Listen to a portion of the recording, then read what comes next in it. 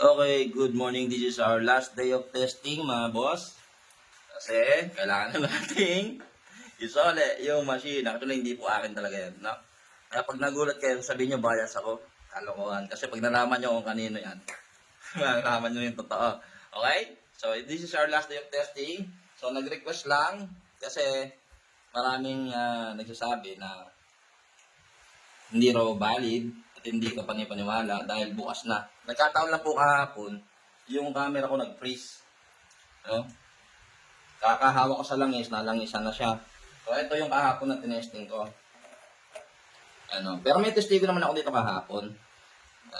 May mga nanonood naman. So, para lang for clarity at for transparency, ito, silyado na to. Testingin natin. Yung oil pa natin, lalagay ko na. Tapos, check natin yung ating roller, makinis. Same lang po, same lang ng proseso. I-test lang naman natin yung ating stud, makinis. So ito, anong oras niyan? Alas 8. Yan. Umaga po ito, umaga ngayon, Saturday. Saturday po, ayan. Ito kasi wala naman pong lock to. Ayan pag gano'n mo, 7:29 AM Saturday. Tingnan niyo po, wala naman siyang lock. Madali siyang buksan. Ayun yung lock niya kasama pa rin sa takip. Pero ito yung seal, ayan Silyado po yan. So, buksan natin. Seal. Tapos, magang-maga po ito malamig. Okay ba? Sabihin niyo yan Tapos natin. Manay popcorn. So, ayan siya. Pakakabin natin yung stud.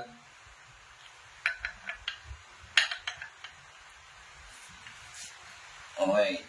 So, ulitin ko ba, dahil last na natin to, disclaimer po, hindi ako nag-claim ng kahit na na ito bilhin nyo. Wala akong pinopromote na produkto. Lahat po ng langis na available in my area, tinest po natin ng pare-pareho. Isa ang proseso, tinignan lang po natin kung gaano ang aabutin niya sa friction test. Friction test lang po ito.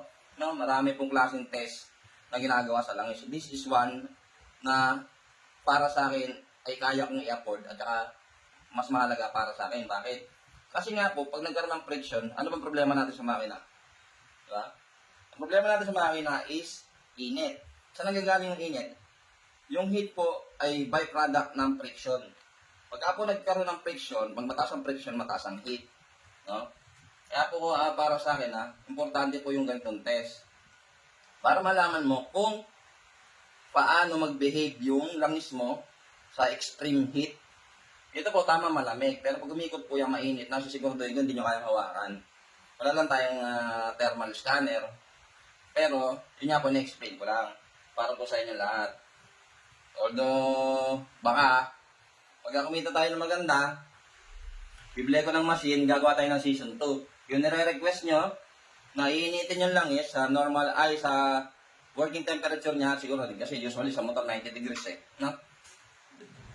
90 degrees Celsius, yun yung normal na temperature niya. So, ganun gagawin natin sa sunod pag dumating yung isang machine. Okay? Yun po, surprise ko, darating po talaga yung machine. Ito kasi niram ko lang. Okay, game na tayo. Break in tayo. Break in ulit. Same process. Sa 2, 3, 4, 5. First plate. Unang first plate na 1 kilogram. Sa 2. So, ayun po yung sinasabi po natin, So, ito yung kahapon, ito yung ngayon. Same result lang po, Kasi sinasabi, dinaya daw kasi nakabukas na raw to. Yun ang problema. So, yun pong ganito is, wala po akong intensyon na mandaya ng kahit na kasi wala po akong mapapala doon. Ito ay ginagawa ko para sa mga consumer, mga followers, na maging aware kayo. Yun lang yun. For awareness po ito. Tingnan po natin yung result. Ayan, no. Kinain ng malala. Ilalim. Pero mainit po yan. Kung gusto nyo nang subukan, pwede nyo po subukan. Kung napansin nyo po, yung isang video ko na yung nilagyan na nano-moly, kung papapansin nyo po, umuusok na po ito sa sobrang init. Kaya hindi po natin pwede sabihin na walang init factor to. Kaya nga po yan humihinto. Kaya po humihinto yung roller, kahit malaki yung motor, is because of the heat and friction. No? Yun po yun. Tingnan nyo, hihinto ba yan ng ano, kung walang friction yan, kung maganda yung oil, mas matagal ang nagiging ikot. Di ba? Kasi nga, nalulubricate niya at napipigilan niya yung metal to metal na mag-init. Kaya po yung ganitong friction test is simulation ng sa makina. Ngayon, nasa inyo na po, kung ayaw nyo maniwala, wala namang problema. Di ba? Nasa inyo na po yon. Kaya nga po ako nag-test ng napakaraming oil. Actually, may mga napamigay na dyan. Marami po yan. So, yung mga nagamit na pinamigay ko lang. Yan, hanggang dito na lang po. Maraming salamat. Thank you. Abangan nyo yung season 2.